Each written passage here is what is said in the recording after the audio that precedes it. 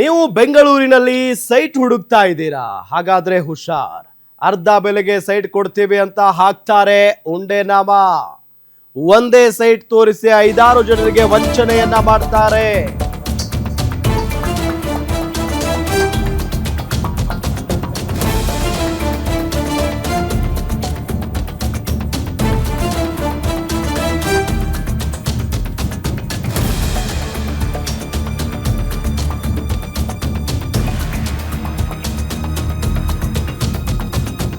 ಬೆಂಗಳೂರಿನಲ್ಲಿ real estate ದಂಧೆ, site ಕೊಡಿಸ್ತೀವಿ ಅಂತ ಮೋಸ ಮಾಡುವವರ ಸಂಖ್ಯೆ ಇತ್ತೀಚಿನ ದಿನಗಳಲ್ಲಿ ಜಾಸ್ತಿನೇ ಆಗ್ತಾ ಇದೆ. ಅರ್ಧ ಬೆಲೆಗೆ ಸೈಟ್ ಕೊಡ್ತೀವಿ ಅಂತ ನಾಮ ಹಾಕಿಬಿಡ್ತಾರೆ, ಹುಷಾರ್. ಒಂದೇ ಸೈಟ್ ತೋರಿಸಿ 5-6 ಜನರಿಗೆ ವಂಚನೆಯನ್ನ ಮಾಡಿರುವಂತ ಪ್ರಕರಣ ಇದೆ. ಟೋಪಿವಾಲಾಗಳನ್ನ ನಂಬಿ ಲಕ್ಷ ಕಳೆದುಕೊಂಡಿದ್ದಾರೆ ಜನ. ಗ್ಯಾರಂಟಿ ನ್ಯೂಸ್ ಬಯಲು ಮಾಡ್ತಿದೆ ಮಹಾನ್ ವಂಚಕಿ ಜಾಲ. ಯಾವ ರೀತಿಯಾಗಿ ಮೋಸ ಮಾಡ್ತಾರೆ?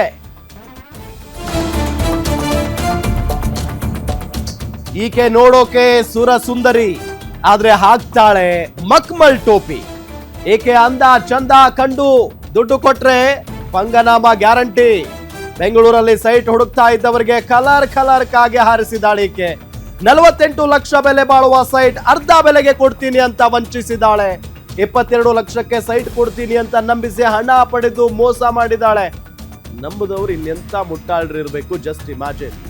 ಬೆಂಗಳೂರಿನಂತ ಮಹಾನಗರದಲ್ಲಿ 22 ಲಕ್ಷಕ್ಕೆ ಸೈಟ್ ಬರುತ್ತಾ?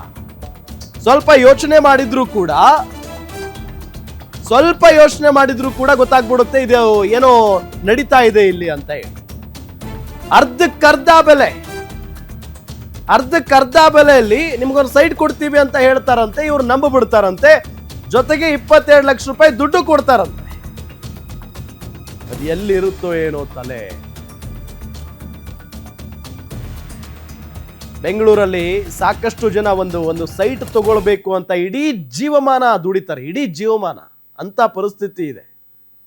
22 ಲಕ್ಷಕ್ಕೆ ಸೈಟ್ ಕೊಡ್ತೀನಿ ಅಂದ್ರಂತೆ, ಇವ್ರು ಕೊಟ್ಬಿಟ್ರಂತೆ. ಒಂದೇ ಸೈಟ್ 5ವರೆಗೆ ತೋರಿಸಿ ಲಕ್ಷಾಂತರ ರೂಪಾಯಿ ದೋಖ ಮಾಡಿದಾಳ ಆಕೆ. ಭಾಗ್ಯವತಿ, ಜಯಶ್ರೀ, ಲತಮ್ಮ, ಗಾಯತ್ರಿ, ಈಶ್ವರಯ್ಯ ಸೇರಿದಂತೆ ಹಲವರಿಗೆ ಮೋಸ ಮಾಡಿದರು.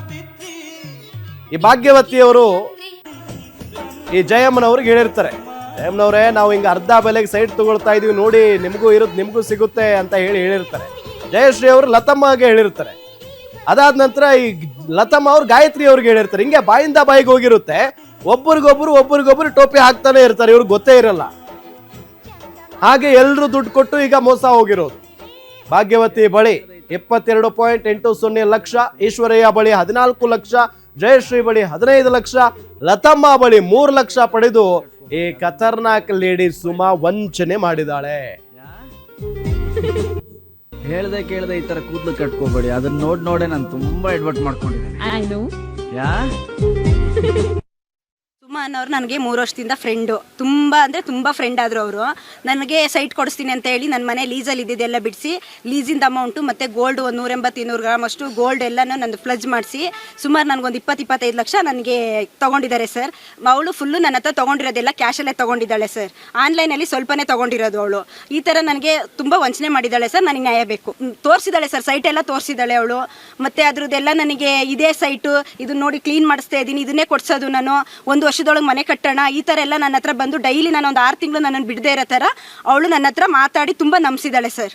ಇಲ್ಲ ಸರ್, ಮಾಡಲಿಲ್ಲ ಸರ್. ರಿಜಿಸ್ಟರ್ ಆಗೋ ಟೈಮಿಗೆ ಅವಳು ನನಗೆ ಸೈಟು ಪ್ರಾಬ್ಲಮ್ ಇದೆ, ಬೇಡ ನೀನು ಕೊಟ್ಟಿರೋ ದುಡ್ಡಲ್ಲಿ ನಾನು ಅಷ್ಟು ಕುಂಟೆ ನೆಲಮಂಗಲ ಸೈಟ್ ಕಡೆ ನನಗೆ ನೀನು ಸೈಟ್ ಕೊಡಿಸ್ತೀನಿ, ಅದೇ ದುಡ್ಡಲ್ಲಿ ಇದು ಅರ್ಧ ಇದೆ ನಿನಗೆ ಫುಲ್ ಕೊಡಿಸ್ತೀನಿ ಅಂತ ನನ್ನನ್ನು ನಂಬಿಸಿದ್ಲು ಸರ್. ಅದಾದಮೇಲೆ ಪ್ರಾಬ್ಲಮ್ ಇದೆ ಅದು ಇದು ಅಂದ್ಲು ಸರ್. ನನಗೆ ಅದು ಬೇಡ, ಹೋಗ್ಲಿ, ನನಗೆ ಸೈಟೇ ಬೇಡ, ನಾನು ವಾಪಸ್ ದುಡ್ಡು ಕೊಡು ಅಂತ ಕೇಳ್ತಾ ಇದ್ದೀನಿ ಸರ್. 2 ವರ್ಷದಿಂದನೂ ಕೊಡ್ತೀನಿ ಅಂತ ಸುಮಾರು ನನಗೆ 2 ವರ್ಷದಿಂದ ಚಾಟ್ ಮಾಡಿದ್ದಾಳೆ, ವಾಟ್ಸಪ್ಪಲ್ಲೇ ನಂಗೆ ಚಾಟ್ ಮಾಡಿದ್ದಾಳೆ. ನಾನು ನಿನ್ನ ಗೋಲ್ಡ್ ಏನು ಕೊಟ್ಟಿದ್ಯಾ ನನಗೆ ಆ ಗೋಲ್ಡ್ ಆದರೂ ಬಿಡಿಸ್ಕೊಡ್ತೀನಿ, ಮಿಕ್ಕಿದೇನು ಕ್ಯಾಶ್ ಕೊಟ್ಟಿದ್ದೆ ನಾನು ಆಮೇಲೆ ಕೊಡ್ತೀನಿ, ಇವಾಗ ನೀನು ಸದ್ಯಕ್ಕೆ ನೀನು ಗೋಲ್ಡ್ ಬಿಡಿಸ್ಕೊಡ್ತೀನಿ ಅಂತ ಸುಮಾರು 2 ವರ್ಷದಿಂದಲೂ ನನ್ನ ಹತ್ರ ಚಾಟ್ ಮಾಡಿದ್ದಾಳೆ ಸರ್ ಅವಳು. ಇದುವರೆಗೂ ನನಗೆ 1 ರೂಪಾಯಿ ದುಡ್ಡು ಕೊಟ್ಟಿಲ್ಲ ಸರ್. ಈ ಥರ ವಂಚನೆ ಮಾಡ್ತಿದ್ದಾಳೆ ಸರ್ ಅವಳು. ಅವ್ರನ್ನ ತುಂಬ ನಂಬಿದ್ದೆ ಸರ್, ನಾನಂತೂ ಎಷ್ಟು ನಂಬಿದ್ದೆ ಅಂದರೆ ಅವಳನ್ನ ನಂಬಿ ನಾನು ಊರಿಗೂ ಕರ್ಕೊಂಡು ಹೋಗಿ ಸರ್ ನಾನು ಜಮೀನು ಅಡೆ ಇಟ್ಟು 20 ಲಕ್ಷ ಕೊಡ್ತೀನಿ ಅಂತಲೂ ಒಪ್ಕೊಂಡಿದ್ದೆ ಸರ್. ಸೈಟ್ ಎಲ್ಲ ಫುಲ್ ಕ್ಯಾಶಲ್ಲಿ ತಗೋಬಿಟ್ಟು ಮನೆ ಕಟ್ಟುವಾಗ 1 ವರ್ಷದೊಳಗಡೆ ಲೋನ್ ಮಾಡ್ಸೋಣ ಅಂತಲೂ ನಾನು ಒಪ್ಕೊಂಡಿದ್ದು ಸರ್. ಒಂದಿಬ್ಬರು ಇಲ್ಲಿಂದನೂ ಕರ್ಕೊಂಡು ಹೋಗಿದ್ದೀನಿ ಸರ್, ನಮ್ಮೂರಿ ಶ್ರಾವಣ ಬೆಳಗಳು ಕರ್ಕೊಂಡು ಹೋಗಿದ್ದೆ ಸರ್ ನಾನು ಜಮೀನು ತೋರ್ಸೋಕ್ಕೆ. ಆ ಥರ ಅವಳು ನಂಬಿದ್ದೆ ಸರ್ ನಾನು. ಅವಳಿಂದ ಒಂದು ಅಗ್ರಿಮೆಂಟ್ ಆಗಲಿ ಏನು ಮಾಡ್ಕೊಂಡಿರಲಿಲ್ಲ ಸರ್ ನಾನು. ನನ್ನ ನಾದ್ನಿದು ನನ್ನ ತಂಗಿದು ಒಡವೆನೂ ಇದೆ ಸರ್ ಅದರಲ್ಲಿ. ಊರಿಗೆ ಹೋಗಿ ಅವಳು ನಾನು ಇಬ್ಬರೂ ತಗೊಬಂದಿದ್ದೀವಿ, ಅದಕ್ಕೂ ಇದೆ ಸರ್ ಸಾಕ್ಷಿ ಎಲ್ಲ. ತಗೊಬಂದು ಅವ್ರದ್ದು ಇಟ್ಟಿದ್ದೀನಿ, ಅಟ್ಲೀಸ್ಟ್ ಅವ್ರದ್ದಾದ್ರೂ ಬಿಡಿಸ್ಕೊಡಮ್ಮ, ಅರ್ಜೆಂಟಿಗೆ ಜಗಳ ಮಾಡ್ತಾವ್ರೆ ಅನ್ನೋವತ್ತಿಗೂ ಇಲ್ಲ ಸರ್. ನಮ್ಮ ನಾದ್ನಿ ನಮ್ಮ ಮನೆ ಹತ್ರ ಎಲ್ಲ ಬಂದು ತುಂಬ ಗಲಾಟೆ ಮಾಡಿ ಹೋಗಿದ್ದಾರೆ ಸರ್. ಅವರು ನಾವು ಇವಾಗ ಮಾತಾಡ್ತಾನೆ ಇಲ್ಲ 1 ಇಯರಿಂದ. ನಾನು ಒಡವೆ ಕೊಡು 2 ತಿಂಗಳು ಅಂತ ಇಸ್ಕೊಬಂದೆ, ಇನ್ನೂ ಕೊಟ್ಟಿಲ್ವಲ್ಲ ಅಂತ ಜಗಳ ಮಾಡ್ತಾ ಇದ್ದಾರೆ ಸರ್. ಅದನ್ನು ಸಹ ಬಿಡಿಸ್ಕೊಡ್ತಾ ಇಲ್ಲ ಸರ್ ಅವಳು, ಯಾವುದು ಬಿಡಿಸ್ಕೊಡ್ತಾ ಇಲ್ಲ ಸರ್. ಕರ್ನಾಟಕದಲ್ಲಿ ಇಟ್ಟಿದ್ಲು, ಅಲ್ಲಿಂದ ಹರಾಜಿ ಬಂತು, ಅಲ್ಲಿಂದ AF ಅಲ್ಲಿ ಚೇಂಜ್ ಮಾಡಿಸಿದ್ಲು, ಇವಾಗ ಮತ್ತೆ ಚೇಂಜ್ ಮಾಡಿಸು ಅಂತ ಈಗ 3 ತಿಂಗಳಿಂದ ಹೇಳ್ತಾ ಇದ್ದಾಳೆ ಸರ್. ಈಗ ಹರಾಜಿ ಬಂದಿದೆ ಒಡವೆ ನಂದು ಏಪ್ರಿಲಿಗೆ. ನಾವು ಲೀಸಲ್ಲಿದೆ ಸರ್. ಅಗ್ರಿಮೆಂಟ್ ನಿಮ್ಗೆ ತೋರಿಸ್ತೀನಿ ನಾನು. ಓಕೆ, ಡೇಟು ಕೂಡ ಇದೆ. ನಾನು ಯಾವಾಗ ದುಡ್ಡು ಕೊಟ್ಟಿದ್ದೀನಿ, UPI ಎಷ್ಟು ಕೊಟ್ಟಿದ್ದೀನಿ, ಕ್ಯಾಶಲ್ಲಿ ಎಷ್ಟು ಕೊಟ್ಟಿದ್ದೀನಿ, ಇದೆಲ್ಲನೂ ಕೂಡ ಅಗ್ರಿಮೆಂಟಲ್ಲಿ ನಾನು ಬರ್ಸಿದ್ದೀನಿ. ಟೋಟಲ್ 14 ಲಕ್ಷ ರೂಪಾಯಿ ನನಗೆ ಮನೆ ಲೀಸ್ಗೆ ಅಂತ ಅಗ್ರಿಮೆಂಟ್ ಕಾಪಿ ಮಾಡಿಕೊಡ್ತಾರೆ. ಅದಾದಮೇಲೆ ಒಂದು 2 ತಿಂಗಳು 3 ತಿಂಗಳಾಗುತ್ತೆ, ಮನೆ ಎಲ್ಲ ಗ್ರೂಪೇಷನ್ ಮಾಡ್ತಾರೆ. ಅದಾದಮೇಲೆ ಹಣ ಇವತ್ತು ಕೊಡ್ತೀನಿ, ನಾಳೆ ಬಿಟ್ಟು ಕೊಡ್ತೀನಿ ಅಂತ ಕೇಳ್ತಾ ಇರ್ತಾರೆ. ಬಿಟ್ಟು ಕೊಡೋದೇ ಇಲ್ಲ ಮನೆನ. ಹೊಸ ಮನೆಗೆ ನಾವೇ ಇದು ಮಾಡಬೇಕು ಲೀಸ್ಗೆ. ಬಟ್ ಮನೆ ಕೊಡಲಿಲ್ಲ. ಆಮೇಲೆ ನಾನೇನು ಮಾಡಿದೆ, ನೀನು ಯಾಕಮ್ಮ ಮನೆನೂ ಬಿಟ್ಟು ಕೊಡ್ತಿಲ್ಲ, ಏನಿಲ್ಲ, ಅಟ್ಲೀಸ್ಟ್ ದುಡ್ಡಾದರೂ ವಾಪಸ್ ಕೊಟ್ಬಿಡು ಅಂತ ಕೇಳಿದ್ದಕ್ಕೆ 4 ಚೆಕ್ ಕೊಡ್ತಾರೆ. 4 ಚೆಕ್ ಕೊಟ್ಬಿಟ್ಟಣ, ಈ ತಿಂಗಳಲ್ಲಿ ಒಂದು ಸ್ವಲ್ಪ ದುಡ್ಡು ತಗೋ, ನೆಕ್ಸ್ಟ್ ಮಂತಲ್ಲಿ ಒಂದ್ಸಲ ದುಡ್ಡು ತಗೋ ಅಂತ ನನಗೆ 4 ಚೆಕ್ ಕೊಡ್ತಾರೆ. ಲೀಸ್ ಇಲ್ಲ, ಮನೆಗೆ ಕರೆಸ್ತಾರೆ. ಮನೆಗೆ ಕರೆಸ್ಕೊಂಡು ಏನು ಮಾಡ್ತಾರೆ, ಆ ಚೆಕ್ ಕೊಟ್ಬಿಡ್ತಾರೆ. ಸೊ ಆ ಚೆಕ್ಕ ಇಟ್ಕೊಂಡು ಏನು ಮಾಡ್ತೀನಿ, ನಾನು ಚೆಕ್ ಕೇಳಿದೆ. ಚೆಕ್ ಕೊಟ್ಟಿದ್ದಾದಮೇಲೆ ದುಡ್ಡು ನಾನು ಬ್ಯಾಂಕಿಗೆ ಇದನ್ನ ಹಾಕ್ತೀನಿ. ಇದು ಇದಾಗುತ್ತೆ, ಏನೋ ಕ್ಯಾನ್ಸಲ್ ಆಗುತ್ತೆ, ಅಂದರೆ ಚೆಕ್ ಬೌನ್ಸ್ ಆಗುತ್ತೆ. ಚೆಕ್ ಬೌನ್ಸ್ ಆದಮೇಲೆ ನನ್ನ ಮೇಲೆ ಇಲ್ಲ ಸಲ್ಲದ ಆರೋಪಗಳನ್ನ ಹೊರಿಸ್ತಾರೆ. ಕೆಟ್ಟ ರೀತಿಯಲ್ಲಿ ಮಾತಾಡ್ದ, ಕೆಟ್ಟ ರೀತಿಯಲ್ಲಿ ಬಂದ ಮನೆಗೆ. ಓಕೆ, ಹಾಗಾಗಿ ನನ್ನ ಹಿಡ್ಕೊಳಕ್ಕೆ ಬಂದ, ಮತ್ತೊಂದು ಬಂದ ಅಂತ ಹೇಳ್ಬಿಟ್ಟು ನನ್ನ ಮೇಲೆ ಸುಳ್ಳು ಕೇಸನ್ನು ಹಾಕ್ತಾರೆ. ಇದೇ ವಿಚಾರಕ್ಕೆ ಸಂಬಂಧಪಟ್ಟಂತೆ ಡೀಟೇಲ್ಸ್ ಕೊಡ್ತಾರೆ ನಮ್ಮ ರಿಪೋರ್ಟರ್ ಮೂರ್ತಿ. ನೇರ ಸಂಪರ್ಕದಲ್ಲಿ ಜಾಯಿನ್ ಆಗಿದ್ದಾರೆ. ಮೂರ್ತಿ, ಅದು ಹೆಂಗೆ ಜನ ಮೋಸ ಹೋಗೋದಕ್ಕೆ ಸಾಧ್ಯ? ಅದು ಬೆಂಗಳೂರಿನಂತ ಮಹಾನಗರದಲ್ಲಿ 22 ಲಕ್ಷಕ್ಕೆ ಅರ್ಧಕ್ಕರ್ಧ ರೇಟ್ಗೆ ಒಂದು ಸೈಟ್ ಕೊಡ್ತೀವಿ ಅಂತ ಅಂದ್ರೆ ಇವ್ರೇನು ಯೋಚನೆ ಮಾಡಲ್ವಾ? ಯಾವ ರೀತಿಯಾಗಿ ಮೋಸ ಹೋದ್ರಿ ಇವರು? ಡೀಟೇಲ್ಸ್ ಕೊಡ್ತಾ ಹೋಗೋದಾದ್ರೆ. ರಾಮ್, ಹೌದು. ಏನು ಈ ಪ್ರಕರಣ ನೋಡಿದ್ರೆ ಬೆಂಗಳೂರಿಗೆ ಬಂದು ಏನೋ ಸ್ವಲ್ಪ ಹಣಕಾಸು ಮಾಡ್ಕೊಂಡು ಒಂದ್ ಸ್ವಂತ ಮಾಡ್ಕೊಂಡು ಜೀವನ ಮಾಡಂತ ಹೇಳೋದು ಎಲ್ಲರಿಗೂ ಸಾಕಷ್ಟು ಕರ್ತದೆ.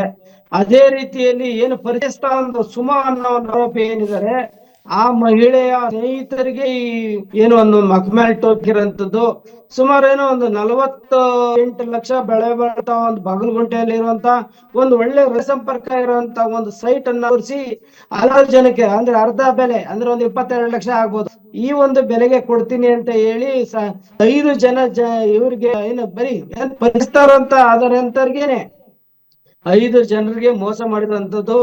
ಈಗ 5 ಜನ ಈಗ ಹಣ ಕಳ್ಕೊಂಡು ಈಗ ಪೊಲೀಸ್ ಠಾಣೆಯಲ್ಲಿ ಏನು ಅಲ್ದಾಟ ಇದ್ದಾರೆ. ಇತ್ತ ಹಣನೂ ಇಲ್ಲ, ಸೈಟು ಇಲ್ಲ. ಹಾಗಾಗಿ ಏನು ಆರೋಪಿ ಸುಮಯ್ಯ ಅವರದೊಂದು ಐಷಾರಾಮಿ 3 ಅಂತಸ್ತಿನ ಒಂದು ಮನೆ ಇದೆ. ಆ ಮನೆಯನ್ನ ನೋಡಿ ಏನ್ ಈಕೆ ಸ್ವಂತ ಮನೆ ಇದೆ, ಐಷಾರಾಮಿ ಮನೆ ಇದೆ, ಮತ್ತೆ ಕಾರ್ ಇದೆ, ಏನ್ಗೇನೋ 10 ಲಕ್ಷ ಮೋಸ ಮಾಡ ಅನ್ನೋ ಒಂದು ನಿಟ್ಟಲ್ಲಿ ಏನು ಒಂದು 5 ಜನ ಇರ್ತಾರೆ. ಏನು ಭಾಗವತಿ, ಜಯಶ್ರೀ, ಮತ್ತೆ ಲಲಿತ್ಮಾ, ಗಾಯತ್ರಿ, ಈಶ್ವರನವರು ಏನೋ ಅವರು ಈ ಆರೋಪಿ ಸುಮಾ ಇದ್ದಾರೆ, ಅವರು ಸ್ನೇಹಿತರು ಕೂಡ. ಹಾಗಾಗಿ ಅವರು ಈಸಿಯಾಗಿ ಮೋಸ ಹೋಗಿರುವಂತದ್ದು. ಈಗ ದಿನನೇ ಏನು ಆಕೆ ಮನೆ ಹತ್ರ ಇವರು ಅಲ್ಲ ಇದಾಗಿ ಏನು ಸತತವಾಗಿ ನಾನು ಇಲ್ಲ, ಸಹಿ ಇಲ್ಲ. ಹಾಗಾಗಿ ಈಗ ಬಾಗಲಗುಂಟೆ ಪೊಲೀಸ್ ಠಾಣೆಯಲ್ಲಿ ಏನು ಇಲ್ಲದೆ ಪೊಲೀಸ್ ಕಂಪ್ಲೇಂಟ್ ಕೊಟ್ಟಿದ್ದಾರೆ. ಈತ ಪೊಲೀಸ್ ತನಿಖೆ ಆರಂಭ ಮಾಡಿದಾಗ ಈಗ ಸುಮಾ ಮನೆಯಿಂದ ನಾಪತ್ತೆ ಆಗಿರುವಂತದ್ದು. ಹಾಗಾಗಿ ಆಕೆಯ ಮೊದಲ ಟವರ್ ಲೊಕೇಶನ್ ಆಧಾರ ಮೇಲೆ ಬಾಗಲಗುಂಟೆ ಪೊಲೀಸರು ಏನೋ ಕಾರ್ಯ ನಡೆಸ್ತಾರಂತದ್ದು. ಒಟ್ಟಾರೆ ರಾಮ್ ನೋಡ್ಬೇಕು ಅಂತಂದ್ರೆ ಏನ್ ಬೆಂಗಳೂರಿಗೆ ಬಂದಂತವ್ರು ಒಂದು ಮನೆ ಮಾಡ್ಬೇಕು ಅನ್ನೋದು, ಅಂದ್ರೆ ಸಾಕಷ್ಟು ಮನೆಗಳಲ್ಲಿ ಅಲ್ದಾಟಿ ಏನೋ ಒಂದು ಸ್ವಂತ ಮಾಡ್ಬೇಕು ಅಂತ ಹೇಳಿ ಇದ್ದಂತ ಹಣ ಕೂಡಿಕಿ ಒಂದು ಸ್ವಂತ ಮನೆ ಒಂದು ಆಸೆಯಲ್ಲಿ ಈ ರೀತಿ 5 ಜನ ದುಡ್ಡು ಕಳ್ಕೊಂಡಿದ್ದಾರೆ. ಹಾಗಾಗಿ ಇವರಿಗೆ ಏನು ಆದಷ್ಟು ಬೇಗ ಪೊಲೀಸ್ನವರು ನ್ಯಾಯ ಕೊಡ್ಬೇಕಾಗಿದೆ ರಾಮ್. ಥ್ಯಾಂಕ್ ಯು ತಮ್ಮೆಲ್ಲ ಮಾಹಿತಿಗಾಗಿ ಮೂರ್ತಿ.